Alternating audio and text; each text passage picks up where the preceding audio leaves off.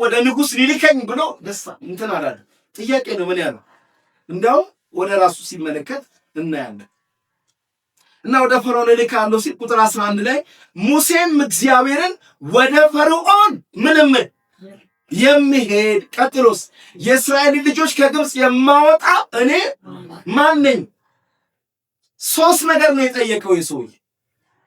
ከባድ ነገር። አንደኛ ፈርዖንን ከማንም በላይ ያውቀዋል። ተፈናቅሎ ነው የወጣው። ገብቷቸዋል።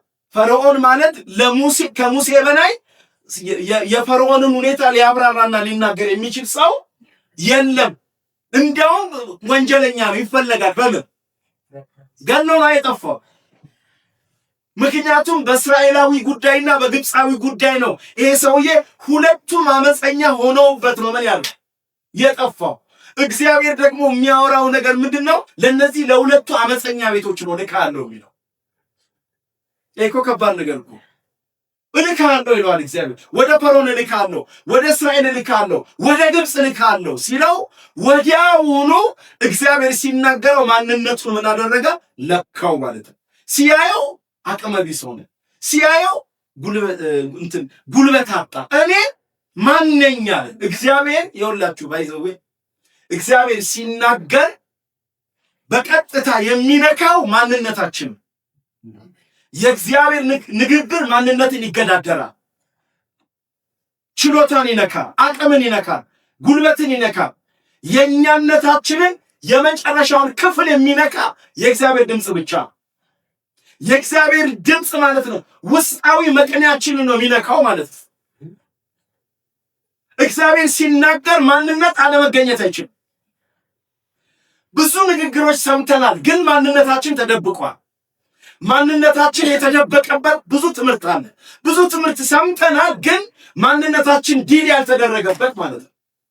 ኢቭን በቤተ ክርስቲያን ደረጃ እንኳን ስብከት እየሰማን ማንነታችን ሳይነካ፣ ትምህርት እየሰማን ማንነታችን ሳይነካ፣ ውስጣችን ሳይነካ እንደመጣን እንዲሁ በአንድ አይነት ከለርና መልክ ምንገባ ምንወጣ በጣም ሞልተናል። እግዚአብሔር ሲናገር ግን ማንነትን አለማግኘት አይችልም። እግዚአብሔር ሲናገር በትክክል እያየ ነው የሚናገረው። ያው ደግሞ እግዚአብሔር ሲናገር አቅሙን እያየ ነው። አቅሙን እያየ አቅሙን ትራንስፈር ያደርጋል። በማን ውስጥ ቢባል በሰው ውስጥ ማለት ነው። ስለዚህ ለመጀመሪያው ለእግዚአብሔር ድምፅ ሙሴ ተፈተነ። እኔ ማን ነኝ አለ። በጣም የሚገርም ነገር። እኔ አልመጥንም አለ። ለምታወራው ለምትናገረው ነገር እኔ ምን አይደለም አልመጥንም። እኔ በጣም ደስ የሚለኝ እግዚአብሔር ሲናገር ማለት ነው ከኛ ውስጥ እኛን ያወጣናል። አሜን። ይህንን ማመን አለብን። በብሉይ ኪዳን በሉ በአዲስ ኪዳን በሉ እግዚአብሔር ወደኛ ሲመጣ እኛ ጋር ያለውን ትምህርት፣ እኛ ጋር ያለውን ችሎታ፣ እኛ ጋር ያለውን አቅም፣ እኛ ጋር ያለውን ዕውቀት፣ እኛ ጋር ያለውን ጥበብ ታምኖ አይመጣም። አሜን ነው። በፍጹም የእግዚአብሔር አሰራር ይሄ። ስለዚህ እግዚአብሔር ወደኛ ሲመጣ መጀመሪያ እኛን ነው የሚነቀንቀን። እግዚአብሔር ወደኛ ሲመጣ ለሱ ማንነት እኛን ያለሰልሰናል። እግዚአብሔር ወደኛ ሲመጣ እኛን ለሱ ሕልውና ምንጣፍ ነው ማድረግ የሚፈልገው። ስለዚህ ሙሴ እግዚአብሔር ሲያወራው እኔ ማን ነኝ ብሎ መናገር ጀመረ። ያኔ እግዚአብሔር ተመቸው ማለት ነው። ምን አለው? ተመቸው። እግዚአብሔር በሕልውናው በአብሮነቱ ቦታ እያገኘ መጣ። አሁን የማይችል ሰው አገኘው አለ። የማይከለክለኝ ሰው አገኘው አለ። የማይጋርደኝ ሰው አገኘው አለ። የማይሸፍነኝ ሰው አገኘው አለ እግዚአብሔር። ስለዚህ እኔ ማን ነኝ? ይሄ በሚናገረው በእግዚአብሔር ፊት ራሱን ምን አደረገ? ሰበረ ማለት ነው። በሚናገረው በእግዚአብሔር ፊት ራሱን ምን አደረገ? አዋረደ። ችሎታውን አጣ፣ አቅሙን አጣ። በግብፃውያን ፊት፣ በፈርዖን ፊት፣ በእስራኤል ፊት የመቆም አቅም እንደሌለው ገባው ማለት ነው። እግዚአብሔር ትልቅ ስራ ምን እያደረገ ስለነበረ፣ ትልቅ ስራ እየሰራ ስለነበረ ማለት ነው። ስለዚህ መጽሐፍ ቅዱሳችን ሲናገር እኔ ማን ነኝ ካለ በኋላ ቁጥር 12 ወሳኙ ቃል ሲናገር እንደዚህ ይላል፣ እርሱም በእውነት እኔ ካንተ ጋር እሆናለሁ። አለቀ በቃ። ዋናው መልእክት ያለው ቁጥር 12 ላይ እግዚአብሔር እንዲህ ነው ያለው። የሚገርማችሁ ነገር በእውነት አለ እግዚአብሔር ማለት በእውነት አለው ለምትጠይቀኝ ጥያቄ በሙሉ እኔ ከማን ጋር ሆናለሁ አለ። አይገርማችሁ? በጣም እኮ የሚገርም ቃል እኮ። ሙሴ የሚያወራው ነገር በጣም እግዚአብሔር የሚያወራው ከባድ ነው፣ ንግግር ነው። ሙሴም ደግሞ እዚች ጋር ለእግዚአብሔር ትልቅ ንግግር አለመመጠኑን፣ አለመብቃቱን፣ ትንሽ መሆኑን ለእግዚአብሔር ሲነግረው እግዚአብሔር ያለው የተናገረው ነገር በእውነት ይህንን እሰጥሃለሁ አላለው። ይህንን አሸክምሃለሁ አላለው። በዚህ ነገር እባርካለሁ አላለው። ይህንን እሞላለሁ አላለው። የጦር መሳሪያ አሸክምሃለሁ አላለው። ጉዳዩ እኮ መንፈሳዊ ጦርነት ገብቷችሁ። በስጋ እንኳን ብናየው ምን የሚፈልግ ነው? ምን የሚፈልግ ነው? ጉዳዩ ከባድ ጦርነት እኮ የሚፈልግ ፈርዖን። ምክንያቱም በትክክል ሊትራሊ ፈርዖን የሚያስበው ምንድን ነው? በዚህ መንገድ ነው እያሰበ ያለ። እግዚአብሔር ግን የፈርዖን መንግስት ከሚያስበው ውጪ ማለት። ስለዚህ እግዚአብሔር በእውነት ለጠየቀኝ ጥያቄ መድኃኒቱ መልሱ አብሮነቴ ነው። እስቲያቤን በቃ ሌላ ነገር አይደለም። እኔ ከማን ጋር እሆናለሁ? ካንተ ጋር እሆናለሁ። ዋው! አሁን እግዚአብሔር በምንድን ነው የሚያምነው? የሚገርማችሁ ነገር እግዚአብሔር በእኔና በእናንተ ህይወት ላይ በእኔና በእናንተ ጉዳይ ላይ ምን ታምናለህ ብላችሁ ብትሉት እግዚአብሔር የሚያምነው አብሮነቱ። እግዚአብሔር በእኛ ላይ ሌላ ነገር ምን አይል አያምንም። ምናልባት እኛ የተለያየ ምን ሊኖረን ይችላል? አመለካከት፣ እምነት ሊኖረን ይችላል። በመንፈሳዊ ሁኔታ ውስጥ ሆነን ማለት ነው። እግዚአብሔር ስለኛ ማየት የሚፈልገው ራሱን። እግዚአብሔር በእኛ ህይወት ላይ የሚፈልገው ነገር አብሮነቱ ከኛ ጋር እንዲሆን፣ ሙሴም ለተፈጠረበት ጥያቄ እግዚአብሔር መልስ እንዲሆነው የሰጠው ነገር እኔ ከማን ጋር ሆናለሁ። የሚገርመው እኔ ካንተ ጋር ሆናለሁ ሲለው እንኳን ለሙሴ መልስ አትመስልም እንጂ ቋንቋ ገና ላየማ የእግዚአብሔር የአብሮነቱ አቅምና ጉልበት ምን ሊያደርግ ምን ሊያመጣ እንደሚችል ገና ምን አላለም። ገና እያየ አይደለም፣ ገና እየተመለከተ አይደለም። አንዳንድ ጊዜ በአስቸጋሪ ሁኔታ ውስጥ ስንሆን እግዚአብሔር ወደኛ ምን ሊያመጣ ይችላል? ቃል ሊያመጣ ይችላል፣ መልእክት ሊያመጣ ይችላል። ስለዚህ ያለንበት ሁኔታና የሚመጣውን ቃል ስናነጻጽረው ምን አይል አይገናኝም፣ ወይም ደግሞ አይመጥንም። ለምሳሌ እግዚአብሔር ወደ አብርሃም መጣና እኔ ላንተ ምን ነኝ እኔ እንሻል ላንተ ጋሻ ነኝ ምናምን ብሎ እግዚአብሔር ሲያወራው አብርሃም ያለው ምንድን ነው? እባክህ እኔ ምን ጋሻ ነኝ ምን አትበለኝ፣ እኔ ምን የለኝም፣ እኔ ያለ ምንድን ነኝ? እኔ ያለ ልጅ ነኝ ይለዋል። እግዚአብሔር ግን ምን እያለው ነው? እኔ ላንተ ምን ሆናለሁ? ጋሻ እያለው ነው።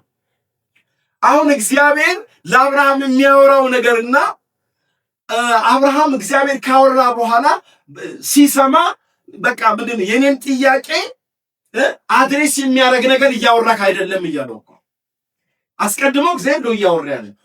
ስለ ኤልሻዳይነቱ ያወራዋል። እኔ ላንተ ጋሻ ነኝ ይለዋል። በጣም ብዙ ነገር ሲያወራው አብርሃም ሙጭጭ አድርጎ ያዘው ምኑን ነው? ያለ ልጅ መሆኑን ጥያቄ መጠየቁን ነው። የሚገርማችሁ በጣም መጽሐፍ ቅዱስን ስታጠኑ እኛ የምናስበውና እግዚአብሔር የሚያስበው ብዙ ጊዜ ምን አይገናኝም። እግዚአብሔር ሲናገር እንኳን ስለኛ ችግር፣ ስለኛ ኑሮ፣ ስለኛ ህይወት የገባው ሁሉ አይመስልም። አንዳንድ ወይ እግዚአብሔር ያለውበት ለካ አልገባህም አይነት ነገር ገብታችኋል። ያልገባን እኛ ነን። አሜን ነው። እስቲ ያልገባኝ እኔ ነኝ ነው ያልገባኝ ድገሙና ነው ያልገባኝ እኔ ነኝ። አዎ እግዚአብሔር እኮ ሁለንተናችንን ምን የሚል አምላክ ነው? የሚያውቅ አምላክ ነው። ስለዚህ አሁን የሚገርመው ነገር እዚህ ጋር የሙሴን ነገርም ስናየውና ስንመለከተው እንዴ ፈርዖን እኮ ግዙፍ ነው፣ እስራኤል ግዙፍ ነው። በእነዚህ ሰዎች ነው ተሰድጄ ምን ያልኩት የጠፋሁት የኮበለልኩት። አሁን በእርጅና ዘመን በድካም ዘመን ወጣትነት አልቆ ብዙ ነገር አልቆ በ80 ዓመት እስቲ ያስቡ በጣም ባረጀበት ሰዓት ላይ የእግዚአብሔር አመጣጠን አስቡት እስቲ። ሁሉን ነገሩን አስጨርሶ ነው እግዚአብሔር ምን ያለ። በቃ እግዚአብሔር ጋርና ሙሴ ጋር ያለው ነገር የተረሳ በሆነበት ጊዜ በሚመስል እድሜ ላይ ነው እግዚአብሔር የመጣው። ስለዚህ ትልቅ ተልእኮ ሲጥልበት ሰውየው ደነገጠ ማለት ነው። በቃ እግዚአብሔር ግን ለዚህ ንግግር አሁንም እየነገረው ያለው በእውነት እኔ ከማን ጋር እሆናለሁ? በቃ ካንተ ጋር እሆናለሁ፣ ካንተ ጋር እሆናለሁ ሲለው ሲደሰት እናያለን። እንዲያውም ከእግዚአብሔር ጋር የጦፈ ክርክር ምን ያለ የፈጠረው። በዚህ ዘመን ግን እንደዚህ አይነት ሰው አለ? እውነት ነው መቼም እንደየሰው ምን ይላል ይለያይ።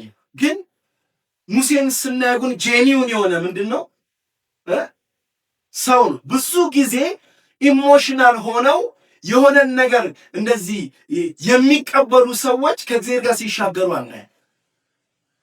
እንደ ሙሴ ያሉ ሰዎች ግን እግዚአብሔር ሲናገር ምን እያሉ የሚሟገቱ ማለት ነው፣ የሚከራከሩ። እግዚአብሔር ቻሌንጅ ሲያደርጋቸው እነሱም እግዚአብሔርን ምን ሲያደርጉ የሚገርመው እግዚአብሔር እኮ ይተወው ነበር። ማን ነው? ሙሴ። እንደ ሙሴ ምን ቢሆን ነው አጠያይቅ አነጋገር አንተ እኔ አምላክ ነኝ ዝም በላ ገሰጸው። እግዚአብሔር ያውቃል፣ ተረድቶታል። መጨረሻም እግዚአብሔር ገንዘብ ማድረግ የፈለገው ማንን ነው? ሙሴን ነው። እንደዛም የእግዚአብሔር ቁጣው ነደደ ነው የሚባለው። እንደው መጽሐፍ ቅዱሳችን ስናነበው እግዚአብሔር ቁጣው እስኪነድ ጊዜ ድረስ በማን መልስ ላይ ማለት ነው? በሙሴ መልስ ላይ ማለት ነው። ግን የሚገርመው እግዚአብሔር ለዚህ ሁሉ ያለው የነገረው ነገር እኔ ከማን ጋር እሆናለሁ? ካንተ ጋር እሆናለሁ። አሁን እዚህ ጋር ለማለት የፈለኩበት ትልቁ መልእክቴ ምንድን ነው? እግዚአብሔር ስለኛ የሚያምነው ምንነቱን ነው።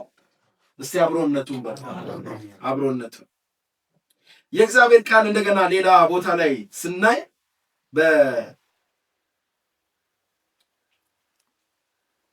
በዘዳግም 31:23 ላይ ዘዳግም 31:23 እንዲህ ይላል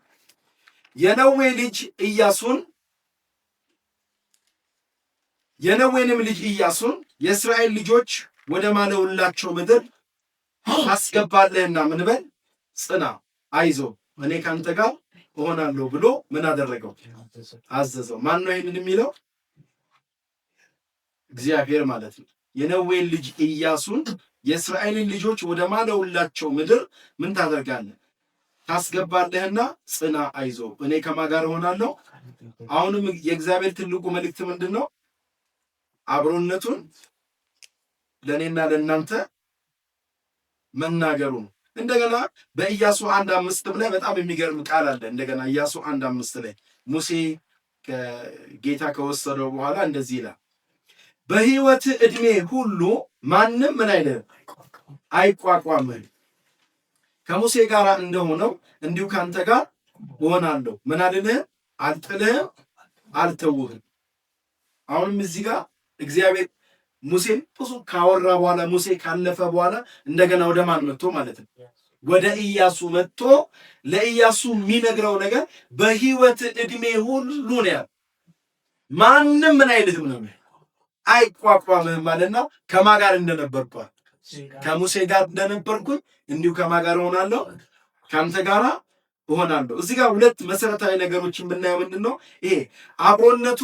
የእግዚአብሔር አብሮነት ከኛ በፊት በነበሩ ሰዎች ብቻ ምን የሚል አይደለም፣ የሚወሰን አይደለም። ምክንያቱም ከማን ጋር እንደነበርኩ አለ። ከማን ጋር እንደነበርኩ? ከሙሴ ጋር እንደነበርኩ። ወይም ደግሞ የእግዚአብሔር አነጋገር ምንድን ነው? የኔ አብሮነት ሙሴ ጋር ምን አይልም፣ አይቆምም፣ አያበቃም። ምክንያቱም አንዳንድ ጊዜ ብዙ የሚታሰቡ ነገሮች ስላሉ ማለት ነው። የእግዚአብሔር ስራ ድሮ ቀረ የሚባል ነገር አለ። የእግዚአብሔር ስራ ድሮ ቀረ፣ ወንጌል ድሮ ቀረ፣ አምልኮ ድሮ ቀረ።